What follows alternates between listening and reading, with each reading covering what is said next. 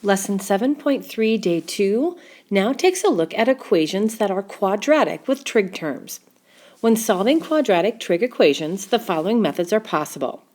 In option 1, if you have a quadratic term like sine squared theta, but not a linear term like sine theta in your equation, isolate that quadratic term to one side and take the square root of each side. Remember to include the plus or minus symbol on the opposite side. Then we'll take the inverse and solve using our primary trig rules. The second factoring option is when you have both a quadratic and linear term. For example, tangent squared theta minus 7 tan theta plus 10. Then you want to set your equation equal to 0 and factor. This is why we practiced factoring in the first part of Chapter 7. Once your equation's factored, set each parenthesis equal to 0 and solve. Once you isolate your trig term, you'll take the inverse and find your possible solutions, again by applying those primary trig rules. Last but not least, if your quadratic equation isn't factorable, that doesn't mean we can't solve it. It just means we may need to use the quadratic formula and then take the inverse. Let's hope that we have very few of those. For today's lesson, we're just going to work with the degree options.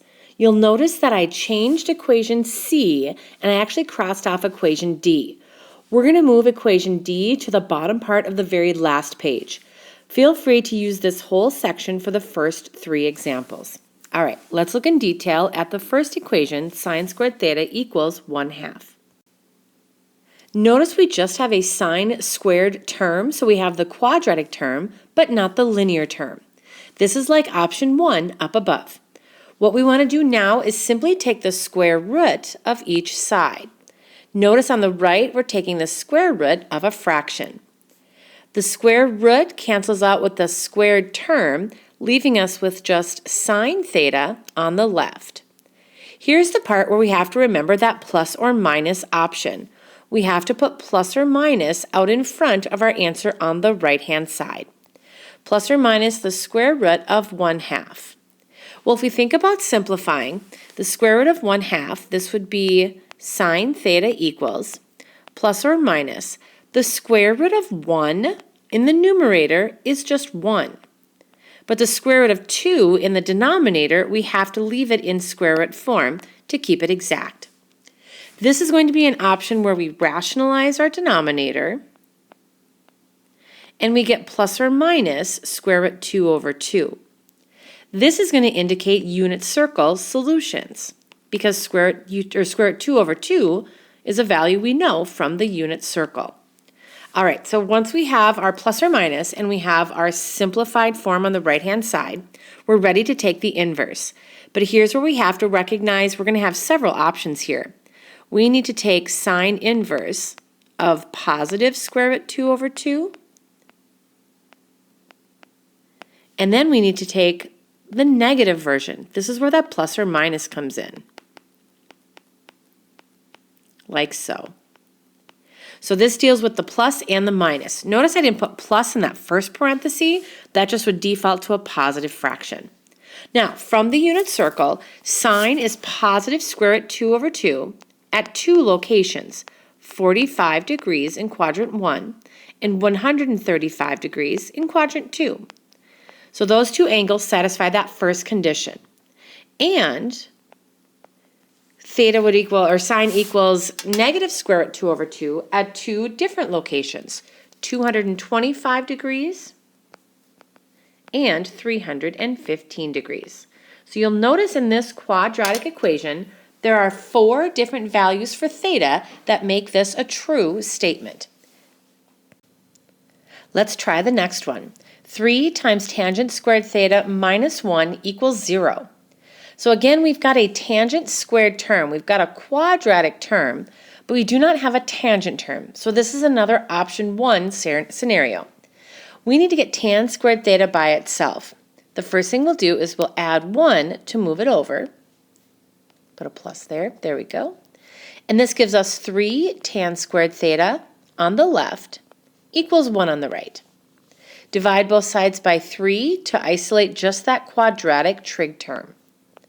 And this gives us tan squared theta equals 1/3. Again, once you have that trig term by itself, take the square root of each side, and that cancels out with the squared on the left, leaving us with just tan theta. On the right, once again, we have to remember that plus or minus. And then if we have the square root of 1, we have 1 over square root 3. So that's just simplifying that square root of 1 in the numerator. We have to rationalize this one as well because of the square root. And we get plus or minus square root 3 over 3. Recognizing that, yep, once again, this is unit circle friendly. Square root 3 over 3 is one of our choices for tangent. As we take the inverse, applying our primary trig rules, we're going to find tan inverse of positive square root 3 over 3 and tan inverse of negative square root 3 over 3. From the unit circle, tangent equals positive square root 3 over 3 at two locations, 30 degrees in quadrant 1, and then drops down to 210 degrees in quadrant 3. Tangent is negative square root 3 over 3 in two quadrants as well. In quadrant 2, it matches at 150, and then quadrant 4, it matches at 330. So we again have 4 solutions that make this equation a true statement. Now again, remember you have all the room in this row for these 3 examples. We're going to put example D on the back. So if you're using more space than I am, hopefully you have enough room for example C for this last part. I'm changing up example C to make this not unit circle friendly. So it's 5 cosine squared theta minus 2 equals 0. Again, we have our quadratic term, but we don't have a linear term. This is still a step 1 option. We want to isolate cosine squared. I'm going to add 2 to start us off for this one. And this would be 5 cosine squared theta equals 2. We'll divide both sides by 5, just like we did with the other problem. This gives us cosine squared theta on the left and 2/5 on the right. When we take the square root, just kind of applying the same process we did in examples A and B, the square root cancels out with the squared, leaving us with just cosine theta. Recognizing we need the plus or minus, unlike the last 2 examples, the square root of 2 doesn't equal 2, so the numerator doesn't simplify. But what I'm going to do here is just split that fraction into the square root of the top divided by the square root of the bottom. Now, when we rationalize, watch what happens here. I'm going to multiply square root 5 over square root 5, and that's going to give us plus or minus square root 10 over 5, not unit circle friendly. So we're going to have to use our calculators for this one. Okay, so grab your calculator, make sure it's in degree mode. All right, so what we need to do here is take the inverse, this will be cosine inverse, of positive square root 10 over 5, and we'll have to take a cosine inverse of negative square root 10 over 5. So grab your calculator. If we type in cosine inverse of positive square root 10 over 5, what do you get? I got theta equals approximately 50.8 degrees. And then remember the rule for cosine's second answer, our primary trig rules.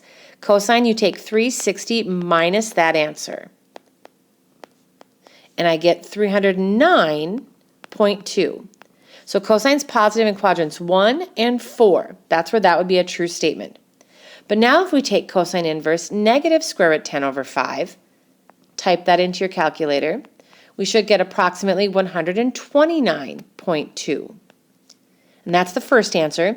Cosine's primary rule, 360 minus that. And we would get 230.8 degrees. So there are 4 solutions for cosine, 2 in quadrants 1 and 4 when cosine would be positive, and the other 2 are in quadrants 2 and 3 when cosine is negative. So now what I want you to do is go to the, go to the very, very back page. And we're going to add on D and one final example. On the very back, make sure to leave about a little bit more than half of the page, draw a line across, and please just write 7.3 day 2 more. We're going to do that example D, and then I've added on an example E that will be helpful on your homework. In example D, we have cosecant squared theta minus 4 cosecant theta equals 5.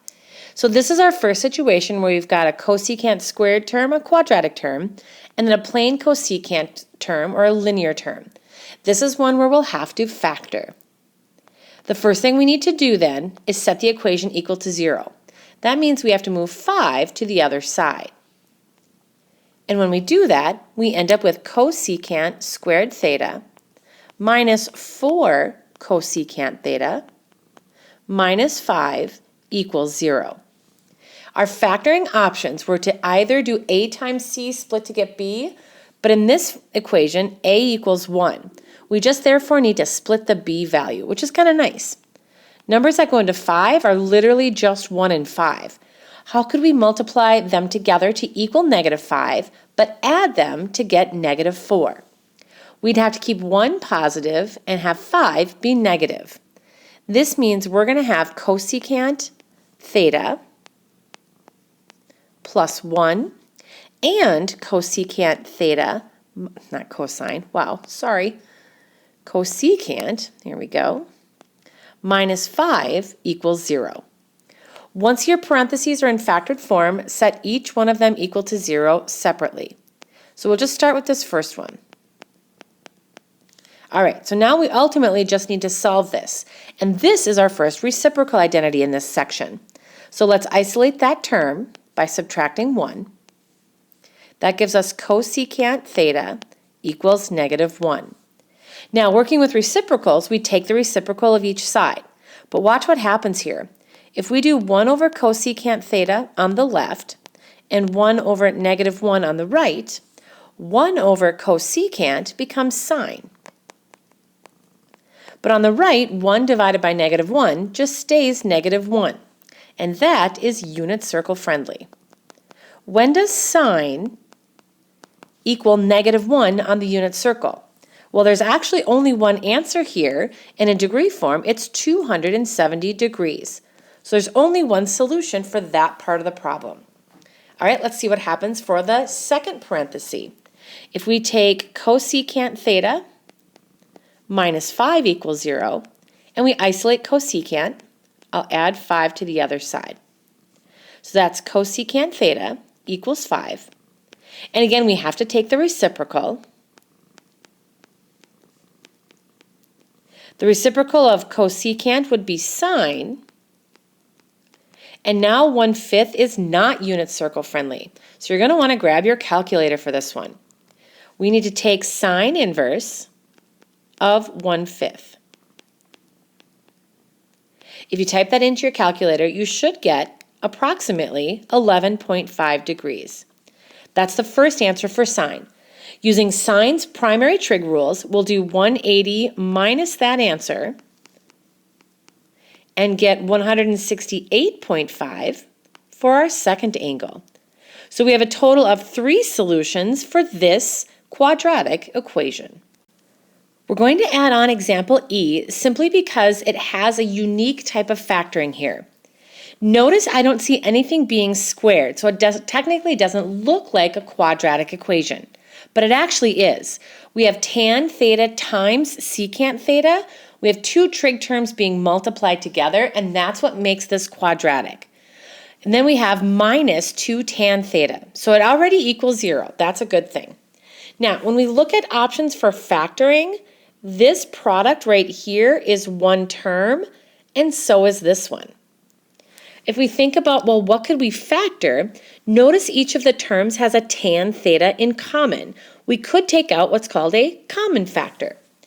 If we take out that tan theta from each term, we have secant theta left over in that first product minus, and in that second product, we just have 2. Just like that, it's factored.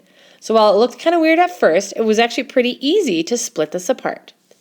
That first outside term, if we just set tan theta equal to 0 as is, recognize that's a primary trig term, and 0 for tangent is unit circle friendly. Oh boy, so go back to your unit circle. When does tangent equal 0? That would be at 0 degrees and at 180 degrees. Remember, we don't use 360 as a choice because our definition is less than 360, not less than or equal to. All right, secant theta. This is a reciprocal. If we have secant theta minus 2 equals 0, isolate your trig term. We'll move 2 over. We have secant theta equals 2. And then we have to take the reciprocal. 1 over secant theta equals 1 over 2. Just take the reciprocal of each side. 1 over secant theta is the reciprocal for cosine. And then we have 1/2. Oh yes, one last time, unit circle friendly. All right, so we're going to take the inverse. Or no, actually we know. When does cosine equal 1/2 on the unit circle? It's going to equal positive 1/2 at 60 degrees in quadrant 1 and 300 degrees in quadrant 4. There are 4 total answers for theta that make this quadratic equation a true statement. So that's just the first part of 7.3, day 2.